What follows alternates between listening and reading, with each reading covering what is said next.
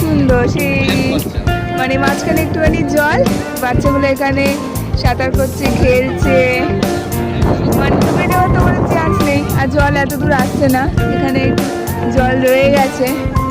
দেখো বাচ্চাগুলো কি দেখো কি খুশি। আর এখানে একদম ওরা হাবুডুবু করে, ওই দেখো ওই ছোট্ট বাচ্চাটা ওই যে সুইমিং এর মতো ডুবে ডুবে স্নান করছে।